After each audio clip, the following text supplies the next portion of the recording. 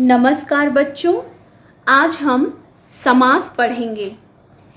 दो अथवा दो से अधिक शब्दों के योग से जब एक नया शब्द बन जाता है तब उसे सामासिक शब्द और उन शब्दों के योग को समास कहते हैं। जैसे उदाहरण स्वरूप सामासिक शब्द गंगाजल, और अगर हम इसका समास विग्रह करते हैं तो यह होगा गंगा का जल। तो बच्चों, दो या दो से अधिक शब्दों के योग से जब एक नया शब्द बन जाता है तब उसे सामासिक शब्द और उन्हीं शब्दों के योग को समास कहते हैं। तो हम पहला समास पढ़ते हैं, अव्ययी भाव समास। तो बच्चों, जिस समस्त पद का पहला पद अव्यय हो, मुख्य या प्रधान हो और समस्त पद क्रिया विशेषण का काम करे तो उसे अव्ययी भाव समास कहते हैं। बच्चों, अव्ययी भाव समास जब आप पढ़ रहे हों तो आपको उपसर्ग भी जानने का जरूरत है। अगर आपको उपसर्ग आता है, आपने पहले से ही उपसर्ग पढ़ा हुआ है, तो बहुत आसानी से आप अव्ययी भाव समास को पहचान सकते हैं। इस समास में पहला पद अधिकतर उपसर्ग होता है, जैसे आ, बे, प्रति, यथा, भर। जैसे आ जन्म, जन्म से लेकर, बेखटके, बिना खटके, प्रतिदिन, प्रत्येक दिन, यथा शक्ति, शक्ति के अनुसार, भर पेट, पेट भर। तो यहाँ पर मैंने जितने शब्द पढ़े वहाँ पर सारे शब्दों में उपसर्ग लगा हुआ है। पहला पद जो है वो उपसर्ग है। तो बच्चों, अव्ययी भाव समास पहचानने का जो तरीका है, जो ट्रिक है, वो यही है कि पहला पद उपसर्ग होता है। अब हम पढ़ेंगे तत्पुरुष समास। तत्पुरुष समास में समस्त पद का विग्रह करने पर कारक चिन्हों का प्रयोग होता है।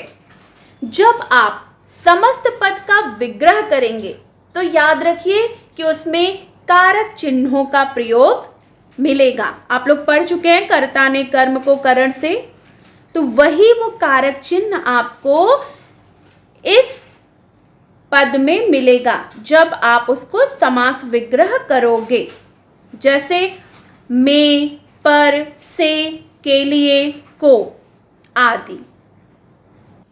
तत्पुरुष समास का उदाहरण है देव मूर्ति, अर्थात देव की मूर्ति। जब आप देव मूर्ति का समास विग्रह कर रहे हैं तो हो गया देव की मूर्ति। यहाँ पर देखिए, विग्रह करने पर बीच में आपको क्या मिला? की। तो ये देव मूर्ति जो है वो जब समास विग्रह किया गया तो ये बन गया देव की मूर्ति।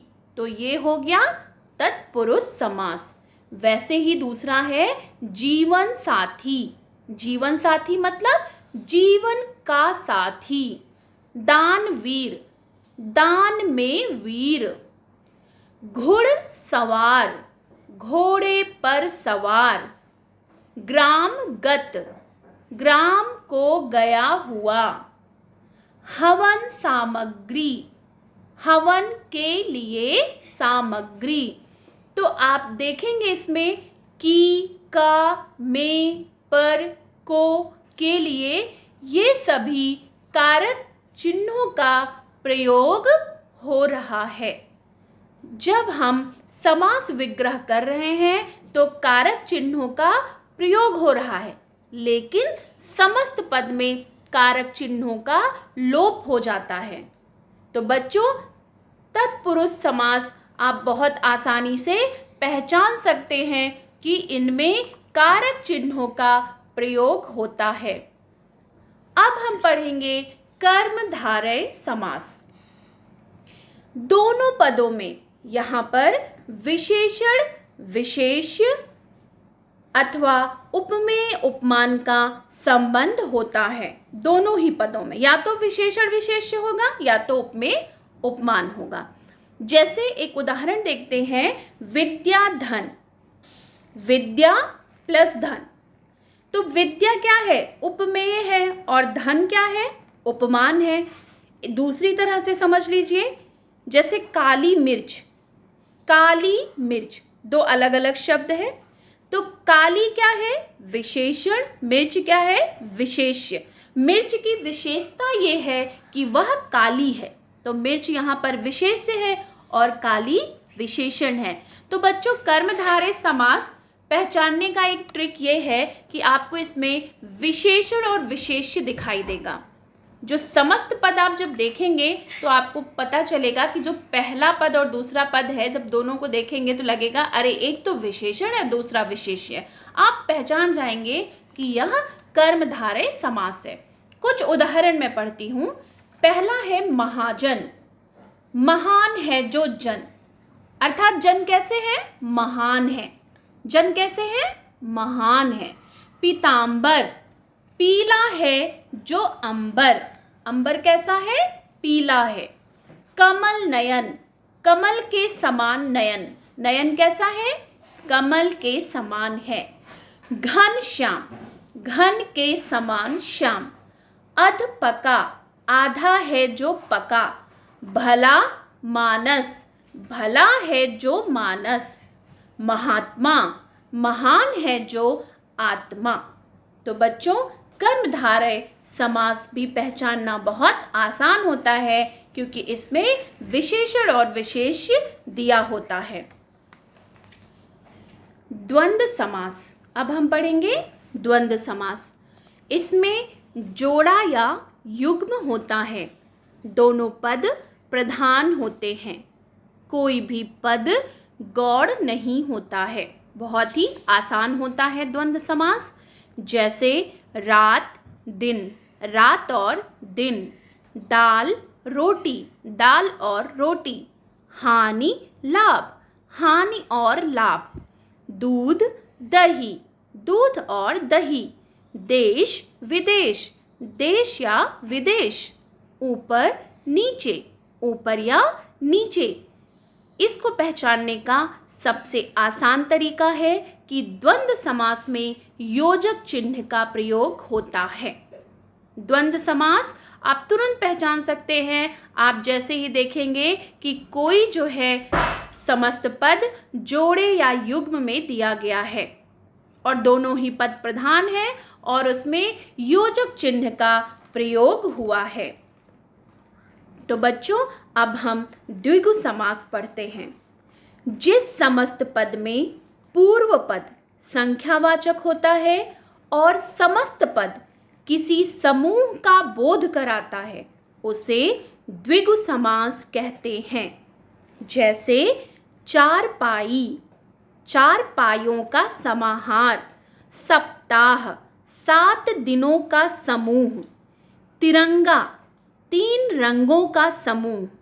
पंजाब, 5 नदियों का समूह। चौमासा, 4 मासों का समाहार। त्रिकोण, 3 कोणों का समूह। त्रिफला, 3 फलों का समाहार। तो बच्चों, द्विगु समास भी पहचानने का सबसे आसान तरीका है कि इसमें कोई ना कोई आपको संख्या देखने को मिलेगी, कोई ना कोई नंबर आपको देखने को जरूर मिलेगा। जैसे चारपाई में 4, सप्ताह में 7, तिरंगा में 3, पंजाब में 5, चौमासा में 4, त्रिकोण में 3, त्रिफला में 3। तो आप द्विगु समास आसानी से पहचान सकते हैं। इसमें क्या होता है कि पूर्व पद संख्यावाचक होता है, किसी संख्या का बोध कराता है, तो आप इसको पहचान जाएंगे कि यह द्विगु समास होगा। अब हम पढ़ेंगे बहुव्रीहि समास। बहुव्रीहि समास में दोनों ही पद गौड़ होते हैं। दोनों पद मिलकर किसी तीसरे पद के विषय में बताते हैं। तीसरा पद ही इसमें प्रधान होता है। जैसे गिरिधर, गिरिधर का मतलब होता है गिरि को धारण करने वाला। अब गिरि को धारण करने वाला कौन है?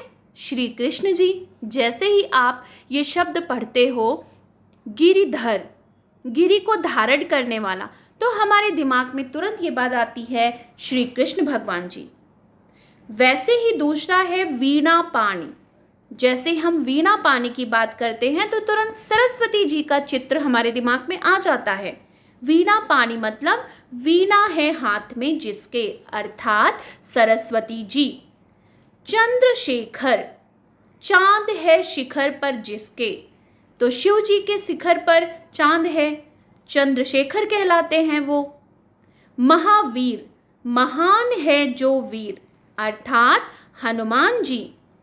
महान है वो वीर जो हनुमान हैं, वो कैसे हैं? महान भी हैं और वीर भी हैं, अर्थात हनुमान जी।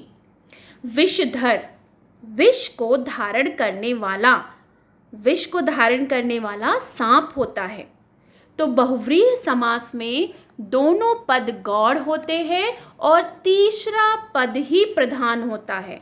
जो दोनों पद होते हैं वो मिलकर किसी तीसरे पद के विषय में बताते हैं और वह बहुव्रीहि समास होता है। जैसे दशानन, जिसके 10 सर हैं, तो कौन है वो? वो है रावण। तो यह बहुव्रीहि समास होगा। बच्चों, जब कभी परीक्षा में आपको प्रश्न आते हैं तो आप कर्मधारय समास और बहुव्रीहि समास में कंफ्यूज हो जाते हैं, और कभी कभी ऐसा होता है कि वो द्विगु समास है या बहुव्रीहि समास है, उसमें भी कंफ्यूजन हो जाता है। तो इसको ध्यान से समझने का ज़रूरत है कि पहले हम कर्मधारय और बहुव्रीहि समास समझते हैं कि दोनों में अंतर कैसे जानें। और अंतर आप तभी जान सकते हैं कि आपने समास विग्रह उसको कैसे किया है। जैसे एक शब्द है महावीर, तो महावीर का अगर आप विग्रह करेंगे तो आपने लिखा महान वीर। अगर आपने विग्रह लिखा है महान वीर, तब तो वो कर्मधारय समास होगा। लेकिन अगर आप महावीर का समास विग्रह इस प्रकार किए हैं कि महान है जो वीर, अर्थात हनुमान जी, तब आपको वहाँ पे बहुव्रीहि समास लिखना होगा। जैसे कमल नयन, अगर आपने लिखा है कमल जैसे नयन, अगर आप उसका समास विग्रह कर रहे हैं कमल जैसे नयन, तब वह होगा कर्मधारय समास। लेकिन अगर आपने समास विग्रह ऐसा किया है कि कमल जैसे नयन अर्थात श्री राम जी, तब वह बहुव्रीहि समास होगा। नीलकंठ, नीला है जो कंठ, कंठ कैसा है? नीला है। नीला विशेषण है, कंठ विशेष्य है, तो आपने उसको कर्मधारय लिख दिया। लेकिन अगर आपने समास विग्रह ऐसे किया है नीला है जो कंठ अर्थात शिव जी, नीला है जिसका कंठ अर्थात शिव शंकर भगवान, तब वह बहुव्रीहि समास होगा। बच्चों, अब हम द्विगु और बहुव्रीहि समास में अंतर समझते हैं, और इसको ध्यान से आप लोग देखिए कि जिससे परीक्षा में आप कंफ्यूज ना हो कि ये द्विगु समास होगा या बहुव्रीहि समास होगा। ये भी बच्चों आपके समास विग्रह पर निर्भर करता है कि आपने उसका समास विग्रह कैसे किया है। जैसे पहला है चतुर्भुज। चतुर्भुज मतलब 4 भुजाएं हैं जिसकी, अर्थात विष्णु भगवान, तो आपने वहाँ पे बहुव्रीहि समास लिख दिया। लेकिन अगर आपने विग्रह ये किया है चतुर्भुज मीन्स 4 भुजाएं, 4 भुजाओं का समूह, तब वहाँ पे द्विगु समास होगा। अगर आप समास विग्रह में सिर्फ आप संख्या के बारे में बात कर रहे हैं, जैसे 4, 5, 3, 2, 1, तब वहां पर द्विगु समास होगा अगर वहां पे संख्या आता है। लेकिन अगर संख्या के साथ साथ आप किसी तीसरे की भी बात कर रहे हैं, जैसे 4 भुजाएं हैं जिसकी, अर्थात विष्णु भगवान, तब वहां पर बहुब्रीहि समास होगा। जैसे 12 सिंघा, तो अगर आप सिर्फ बताते हो 12 सिंहों वाला, 12 सिंहों का समूह, तब तो आपने द्विगु लिख दिया। क्यों? क्योंकि उसमें 12 है, संख्या है। लेकिन अगर आपने समास विग्रह में लिखा 12 है सींग जिसके, अर्थात एक विशेष जानवर, तब वहां पे बहुब्रीहि समास होगा। तो द्विगु, बहुब्रीहि, कर्मधारय और बहुव्रीहि में जो ये संदेह उत्पन्न होता है, तो अगर बच्चों आप समास विग्रह पर जरा सा भी ध्यान दो ना, तो आप आराम से अंतर को समझ सकते हो कि यह द्विगु होगा या बहुव्रीहि होगा या कर्मधारय होगा या बहुव्रीहि होगा। तो आशा करती हूँ बच्चों कि आप लोगों को समास समझ में आएगा। तो हम फिर मिलेंगे एक अगले टॉपिक के साथ। तब तक के लिए बाय बाय, धन्यवाद।